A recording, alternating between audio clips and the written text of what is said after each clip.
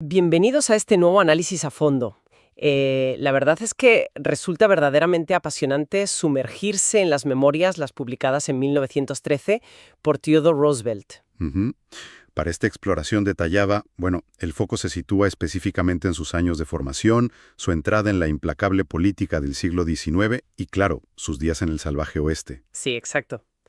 Contar con un material autobiográfico de esta magnitud ofrece una ventana directa a la mente de una figura histórica tan compleja. Revela la maquinaria interna de sus decisiones. Totalmente. Y el tono de este material es sumamente revelador por la absoluta franqueza con la que aborda sus propias debilidades. O sea, nos muestra la evolución de alguien que no nació con la robustez física ni con el cinismo táctico que a menudo, que se asocian con el poder político. Claro, tuvo que forjarlas. Eso es. Tuvo que forjar esas herramientas a base de pura determinación. Lo fundamental aquí no es simplemente repasar los acontecimientos históricos, es desgranar la psicología detrás de sus acciones, entender cómo un intelecto agudo se da cuenta de que la brillantez teórica carece de valor si no va acompañada de la capacidad de impacto en el mundo real. Ujú. Y esa es precisamente la misión de este análisis. La idea es extraer todo el conocimiento sobre cómo un niño extremadamente frágil y asmático logró construir su propio carácter.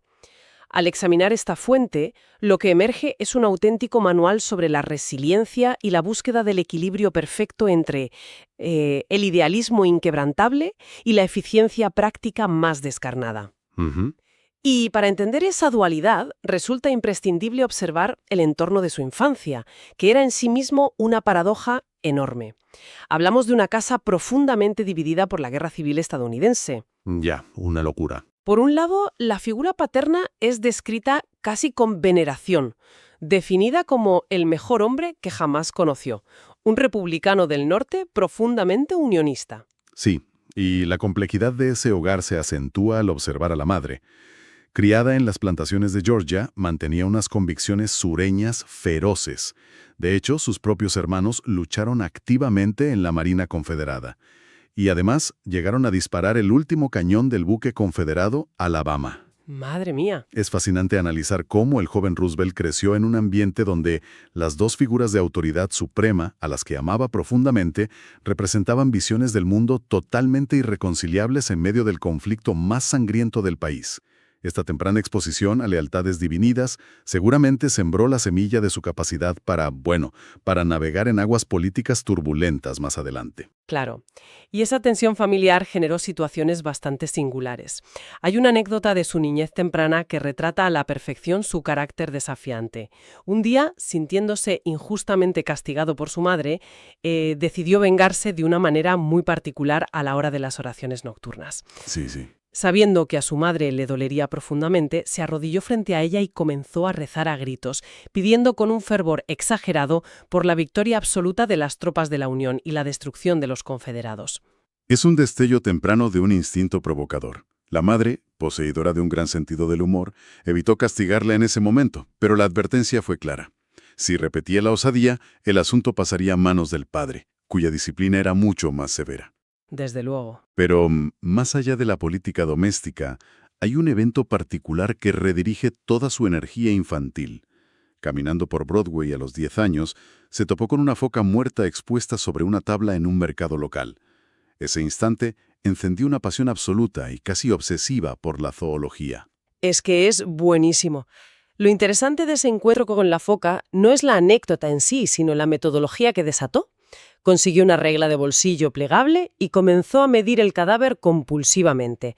Anotaba datos que en ese momento no tenían ninguna utilidad práctica, pero que demuestran una mente sedienta de observación empírica, Ujú. de datos tangibles. Llegó a conseguir el cráneo del animal y fundó el Museo Roosevelt de Historia Natural en su propia habitación. Una empresa que, como era de esperar, terminó siendo desterrada al pasillo tras una rebelión del personal de servicio ante la acumulación de especímenes dudosos. Es para no creerlo. Esa sed de recolección física continuó durante años. Durante un viaje familiar por el Nilo, se dedicó a la recolección de aves vistiendo ropas gastadas que le quedaban pequeñas. Ah, sí, su famoso traje Smike. Exacto, luciendo un aspecto casi cómico con su kit de taxidermia a cuestas.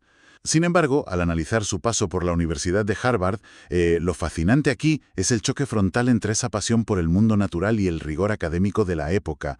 Descubrió que la biología universitaria despreciaba al naturalista de campo, al observador del entorno vivo. Totalmente. Todo se había reducido a diseccionar tejidos muertos bajo la lente aséptica de un microscopio en un laboratorio cerrado. Casi arruinan su pasión. Y esa desilusión académica fue doble. No solo afectó a su vocación científica, sino a su visión económica. En Harvard le inculcaron doctrinas económicas de laissez-faire, de dejar hacer, extremadamente rígidas. Le enseñaron que el mercado debía operar sin la más mínima intervención y que el éxito individual era el único motor válido. Ignorando por completo cualquier noción de responsabilidad colectiva. Exacto, ignorándolo todo. Esta desconexión tan profunda entre la teoría académica fría y calculada y las necesidades palpitantes de la sociedad se convertiría en un lastre intelectual del que tendría que desprenderse dolorosamente a base de golpes de realidad. Esos golpes de realidad, de hecho, comenzaron en el plano puramente físico, antes de llegar al político. El incidente en el lago Moosehead es sin duda el catalizador de su transformación personal. Y aquí es donde se pone realmente interesante la historia. Sí, fíjate. Siendo todavía un preadolescente larguirucho y asmático, fue enviado solo en un viaje en diligencia, donde coincidió con otros 2 chicos de su edad. Al percibir su fragilidad, comenzaron a acosarle sistemáticamente. Cuando finalmente intentó reaccionar y pelear, el resultado fue humillante. Ya. No es solo que le vencieran, es que le dominaron con una facilidad pasmosa, sin hacerle apenas daño, y sin que él lograra asestar ni un solo golpe significativo. Descubrió la impotencia física absoluta. Ante una revelación tan aplastante, la reacción más común habría sido la sumisión, el aceptar el papel de víctima para siempre. Su respuesta, sin embargo, marca el nacimiento de su famosa filosofía de construir el vigor de la vida. Decidió que la debilidad no era un destino inamovible, sino un problema técnico que requería solución. Así que empezó a tomar clases de boxeo. Y los registros muestran que no había en él ni un ápice de talento natural. Fue un aprendiz lento, torpe, que pasó años recibiendo golpes en un gimnasio antes de mostrar alguna mejora. Así es. Cuando por fin ganó su primer trofeo, por pura perseverancia, recibió una simple copa de peltre de 50 centavos. Pero ese objeto se convirtió en un símbolo monumental. Esa copa de peltre encarna una tesis central en su visión del mundo. Él argumentaba que el éxito se divide en 2 categorías. Existe el éxito del genio, basado en un talento innato imposible de replicar por el resto de los mortales, y luego está el éxito de la persona ordinaria, aquel individuo sin habilidades excepcionales que, mediante un esfuerzo hercúleo y una disciplina inquebrantable, lleva sus limitadas capacidades al máximo absoluto. Y él se ubicaba ahí. Se ubicaba a sí mismo con total convicción en esta segunda categoría. Todo se reduce a la práctica y a la voluntad de someter al cuerpo y a la mente. Una filosofía que aplicaba rigurosamente para dominar sus propios terrores. Hay reflexiones muy lúcidas en La Fuente sobre lo que los cazadores denominan la fiebre del ciervo, ese estado de pánico nervioso y paralizante ante un peligro inminente. ¿Así? ¿La táctica que usaba? Su estrategia para combatirlo era asombrosamente pragmática. Fingir que no tenía miedo. La idea era mantener la fachada de valentía, actuar como si uno tuviera el control total, hasta que, por pura repetición, el pánico interno se disipaba y la valentía impostada se volvía auténtica. Esa misma mentalidad de forzar los límites se extendía a todas sus actividades físicas. Resulta muy ilustrativa la anécdota de sus cacerías montando un antiguo caballo de carruaje reconvertido, un animal que no sabía frenar en los descensos y solía lanzar a su jinete por los aires. Vaya tela. En una de esas caídas se fracturó un brazo. Al notar que el dolor era soportable en medio de la adrenalina, volvió a montar y continuó la cacería de zorros hasta el final con el hueso roto, sin inmutarse. No había espacio para la autocompasión. Y esa intransigencia con la debilidad física la mantuvo hasta la misma presidencia. Hay un relato genial sobre su gabinete del tenis, cuando altos mandos militares protestaron contra una nueva prueba física que exigía a los oficiales cabalgar 50 millas en 3 días, quejándose de que era un requerimiento tiránico, su respuesta fue demoledora. Sí, los dejó en evidencia. Totalmente.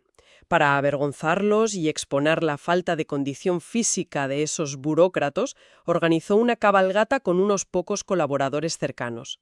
Recorrieron más de 100 millas en un solo día, bajo una tormenta de nieve y hielo, avergonzando públicamente a quienes buscaban excusas desde la comodidad de sus despachos. Ese episodio ilustra a la perfección su concepto del vigor de la vida.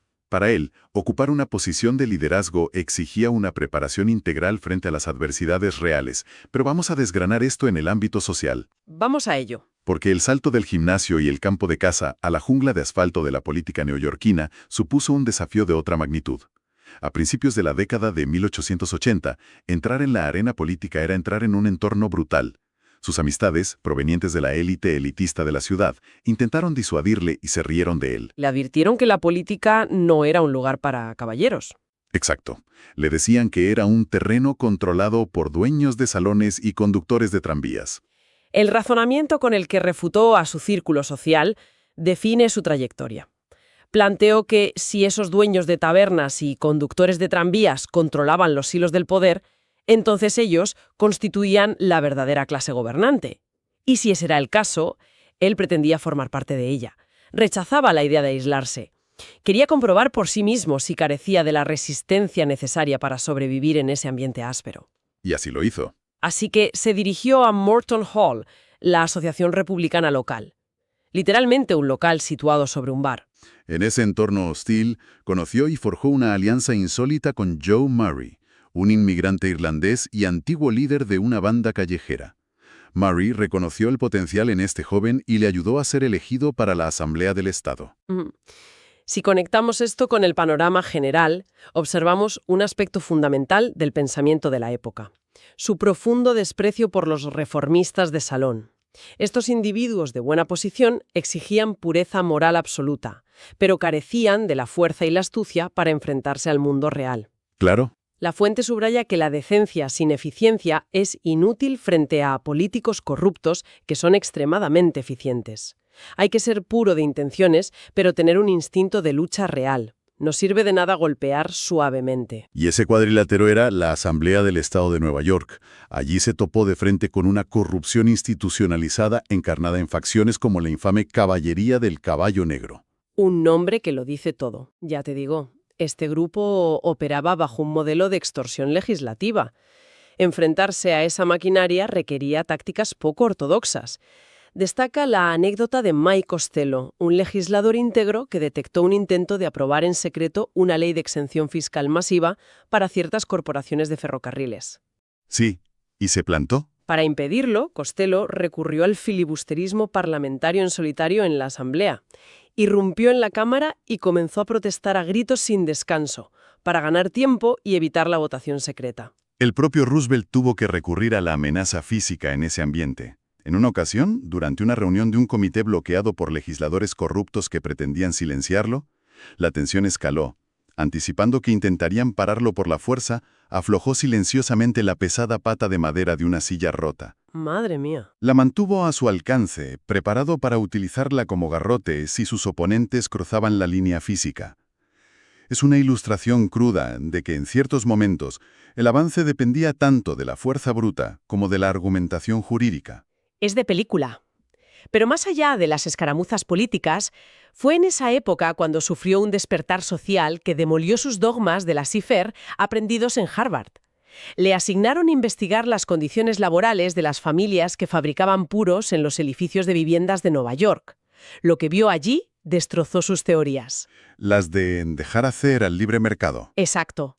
Observó a familias enteras de inmigrantes bohemios hacinadas en habitaciones asfixiantes, comiendo, durmiendo y trabajando día y noche rodeados de hojas de tabaco. La miseria documentada en esas inspecciones le convenció de que había que intervenir. Defendió una ley para prohibir esta práctica, la cual fue aprobada, pero posteriormente los tribunales la anularon. El argumento de los jueces resulta muy revelador. Alegaron que la ley violaba la libertad y el concepto del hogar santificado. Increíble. Los magistrados, desde su burbuja de legalismo, aplicaron un formalismo abstracto para proteger un supuesto hogar que en la realidad era una habitación insalubre. Toda esta acumulación de tensiones políticas y revelaciones, sumada a otras cuestiones, desembocó en un cambio de escenario radical. En 1883, la acción se traslada a la tierra de los vaqueros, en las Badlands del territorio de Dakota. Un cambio tremendo. Perdonaba nada. Detalla la rudeza de la vida durmiendo a la intemperie, la dieta a base de antílope y tocino y la construcción de la cabaña de troncos. Ah, sí, la anécdota de la tala. Con la frase humorística de su compañero Dow sobre cómo Roosevelt, en lugar de talar como los expertos, había roído 17 árboles como un castor. Es que ganarse el respeto en la frontera era un desafío formidable. Para un forastero con gafas, apodado peyorativamente Cuatro Ojos, el rechazo era enorme. Pero logró ser aceptado por vaqueros curtidos. No lo hizo hablando o dando discursos, sino manteniendo la boca cerrada, trabajando incansablemente y demostrando que no se dejaba intimidar por nadie. Y las pruebas de resistencia que relata son de pura adrenalina. Un episodio particular destaca sobre el resto. Una estampida nocturna en plena tormenta eléctrica. De los momentos más tensos de la fuente. Un rayo cae cerca del rebaño y desata una estampida masiva. Roosevelt tiene que cabalgar a ciegas en la oscuridad. Su caballo cae por un terraplén hacia el río Little Missouri. Lucha contra las aguas turbias y las arenas movedizas para salir. ¿Sí? Y una vez sale, continúa persiguiendo al ganado en la oscuridad bajo la lluvia torrencial hasta el amanecer, sin rendirse. Entonces, si sintetizamos todas estas vivencias, ¿qué significa todo esto? La gran revelación que destilan estas fuentes es que el carácter no es un don, es una construcción dolorosa y consciente. Para lograr un cambio ya sea en uno mismo o en la sociedad, no basta con tener grandes ideales. Es imperativo bajar al barro, ensuciarse las manos y combinar la honestidad con la fuerza de voluntad pura. Desde luego. Se hace evidente una reflexión directa para quien escucha este análisis. Nos recuerda que la lección más grande es la importancia de la acción por encima de la teoría. Ya sea enfrentándose a los corruptos en la política o domando la fiebre del ciervo frente a los miedos personales, el valor real reside en estar dispuesto a recibir los golpes en la arena. Y esto plantea una pregunta importante a modo de cierre. Roosevelt se dio cuenta de que los jueces que anularon la ley de los trabajadores de tabaco eran hombres bien intencionados, pero vivían en una burbuja de legalismo desconectada de la miseria real, creyendo proteger un hogar santificado que en la realidad era una habitación de explotación insalubre. Para quien escucha hoy, vale la pena preguntarse, ¿qué instituciones actuales a las que otorgamos total reverencia están igual de desconectadas de la vida real? ¿Y qué leyes o normas aceptamos ciegamente que en realidad son barreras invisibles para el progreso social? Un pensamiento enormemente provocador para seguir reflexionando. Agradecemos enormemente la compañía en esta inmersión a fondo. Ha sido un recorrido espectacular por unas memorias irrepetibles. Y con esto cerramos por hoy. Hasta la próxima.